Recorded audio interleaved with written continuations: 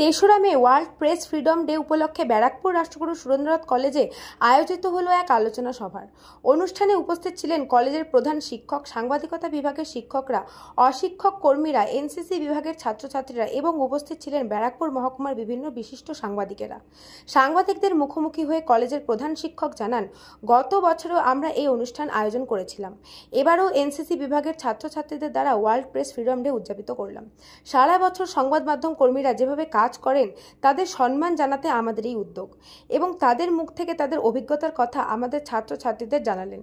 তাতে আমাদের ছাত্রছাত্রীরা সমৃদ্ধ।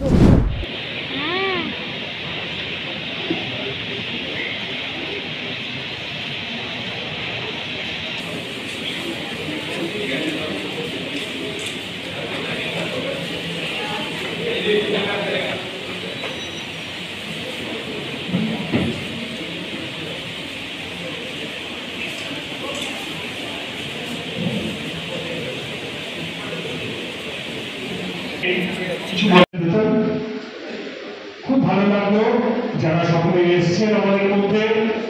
আর বেশি ভালো লাগলো জানাতে পারবো এখন কলেজ করতে পারি এখন 1 ঘন্টা বিরতি বসে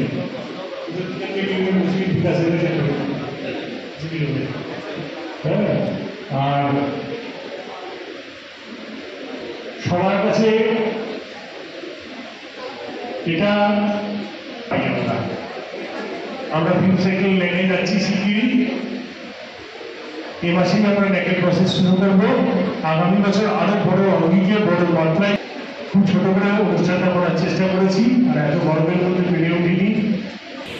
আজকের দিনের শুভেচ্ছা জানাই সবাইকে। ওয়ার্ল্ড প্রেস ফ্রিডম ডে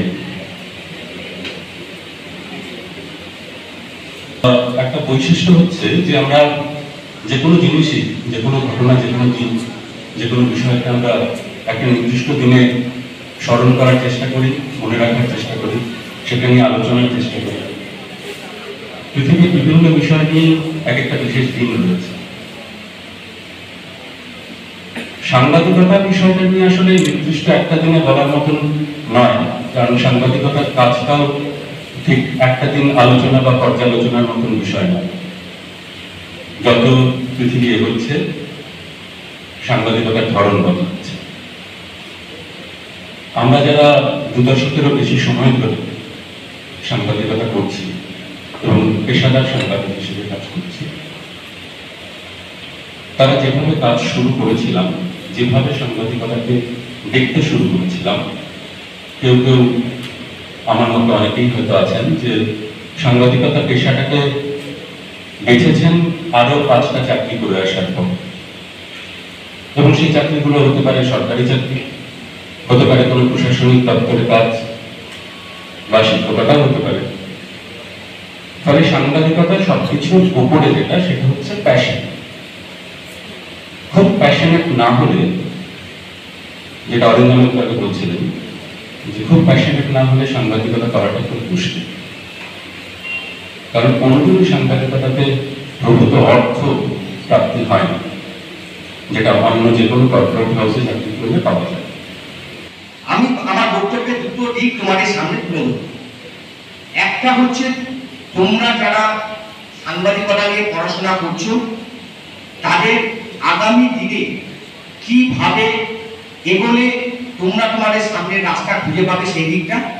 আর দ্বিতীয় দিকটা হচ্ছে যে সংবাদ মাধ্যম তাদের স্বাধীনতা নাকি নেই, সংবাদ মাধ্যম নাকি কোনো রাজনৈতিক দলের কাছে বিক্রি হয়ে গেছে। এই বিষয় দুটিকে আমি তুলে ধরব। আমার আগে আমরা যার থেকে বিভিন্ন সময় কোনো সংবাদ করতে গিয়ে আটকে গেলে যাদের পরামর্শ নেই, সেই সিনিয়র সাংবাদিক বিটানদা, অরিন্দমদা এরা বলেছেন। বিটানদা একটা কথা বলেছেন যে সংবাদ মাধ্যম ক্রমশ সংকীর্ণ হচ্ছে। অর্থাৎ আগে একটা সংবাদ মাধ্যমে যদি 5 জন কর্মী রাখতো, তারপর সংগ্রহ করতো, সেটা আমি লিখে পাঠিয়ে দিত, তারপর সেটা ডেস্কে যেত, সেই ডেস্কে সেটা পুরোটা এডিট হতো, এডিট হওয়ার পর সেটা প্রিন্টে যেত, প্রিন্টে যিনি আছেন তিনি আবার সমস্ত বানান চেক করতেন, তারপরে সেটা পরের দিন প্রিন্ট আউট হতো। এখন কিন্তু সমস্তটাই একজনকে করে পাঠাতে হচ্ছে। এই একটা দিক যেমন সত্য, ঠিক ইলেকট্রনিক্স মিডিয়ার ক্ষেত্রে আমরা যারা কাজ করি ইলেকট্রনিক্স মিডিয়াতে, তাদের কাজটাও ক্রমশ সংকীর্ণ হয়ে গেছে। এটা আমরা যখন শুরু করেছি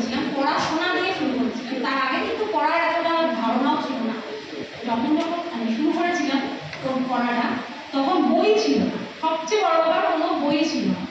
ইংরেজির কিছু বই ছিল এবং আমাদেরকে কলকাতার একটা জায়গায় গিয়ে স্যার ম্যাডামরা বলে দিতেন যে ওখানে গিয়ে ওখান থেকে কপি করে আনতে হবে। এবং সেই সময় একটা আলাদা পরিশ্রম, মানে সেই একটা মানে হাতে করে ভুলে খাইয়ে দেওয়ার মতো ছিল না।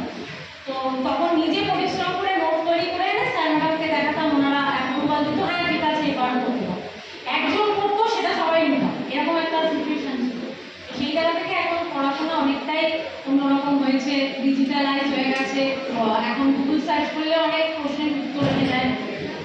তো সাংবাদিকতা করতে যারা চাও এখানে তাদেরকে একটাই কথা বলবো, এই প্রফেশনটা যে দেখতে যতটা ঝাঁচকচকে, যতটা সুন্দর, ভেতরে ঢুকলে কিন্তু ততটা সুন্দর নয়।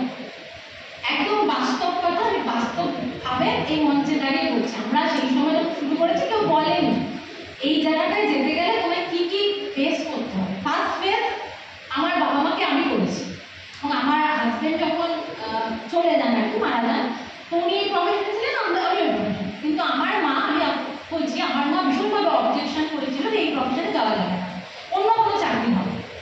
আমি করিনি, কারণ ভালোবাসা থেকে করি। আমার মনে হয়েছে প্রফেশনটা আমি ভালোবাসি, আমি এটাই 10 বছর ধরে করছি, আমি এটাই পারবো। আমি কি অন্য কিছু পারবো না? আমি সাংবাদিকতা ছাড়াও পারতাম, কিন্তু ভালোবাসা থেকে এটা এই প্রফেশনটা আমি এখনো ক্যারি করে যাচ্ছি, এখনো করে যাচ্ছি, আগামীতেও চাই করে যেতে। অনেক কষ্ট সহ্য করে করছি, সেটাই আমি তোমাদেরকে বলতে চাই।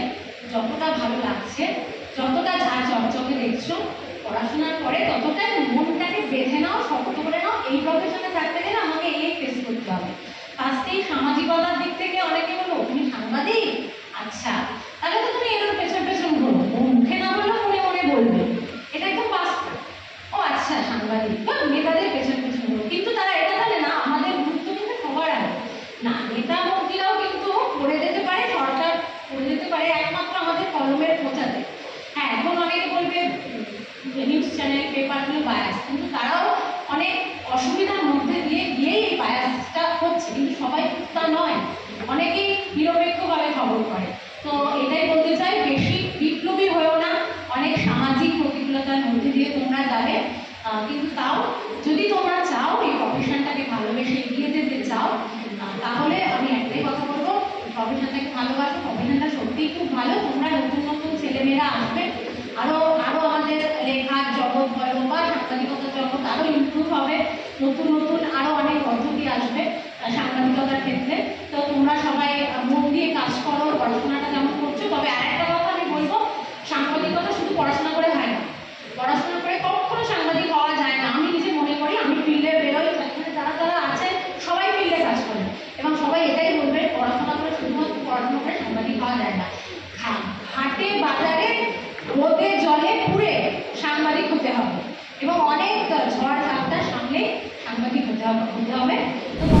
আজকে world press freedom day, Barrackpore Rashtraguru Surendranath college গত বছরের মতন এবছরও এনসিসি স্টুডেন্টদের দ্বারা অর্গানাইজ করিয়েছে এই ওয়ার্ল্ড প্রেস ফ্রিডম ডে। আপনারা দেখতে পাচ্ছেন ফ্রি প্রেস ফ্রি ওয়ার্ল্ড, এই শিরোনামে আজকে প্রথমে একটা র্যালি হয়েছে। আর আমরা চেয়েছি যারা সারা বছর ওয়ার্ল্ড প্রেস ডে, আজকে সারা বছর প্রেসের জন্য অক্লান্ত পরিশ্রম করে, তাদেরকে একটু সম্মান জানাতে, আর তাদের মুখ থেকে তারা যে সমস্ত চ্যালেঞ্জগুলো ফেস করেন, আগামী দিনে ভালো সাংবাদিক হতে গেলে কি করা উচিত, আমাদের ছাত্রছাত্রীদেরকে তারা পরামর্শ দিলেন। আমাদের ছাত্রছাত্রীরা সমৃদ্ধ হলো। আমরা চাইছি শুধু কারিকুলামের বাইরে আমরা প্রায় 30টি সার্টিফিকেট কোর্স করাচ্ছি। কারিকুলামের বাইরে বিভিন্ন অনুষ্ঠানের মধ্য দিয়ে আমরা চাইছি ছেলে মেয়েদেরকে তৈরি করতে, যাতে কিনা ভবিষ্যতে তারা যে পেশাতেই যাক, তারা আলটিমেটলি কিন্তু একটা ভালো মানুষ হতে পারে। দেখুন, 70-80% নাম্বার সবাই পাবে না। হয়তো আমার 1700 স্টুডেন্ট এবার পাস করেছে, 1790 থার্ড ইয়ারে, 1239 জন ফার্স্ট ক্লাস পেয়েছে। যারা পায়নি তারা নম্বর ভালো পায়নি হতে পারে, কিন্তু এই 1790 জনই ভালো মানুষ হতে পারে।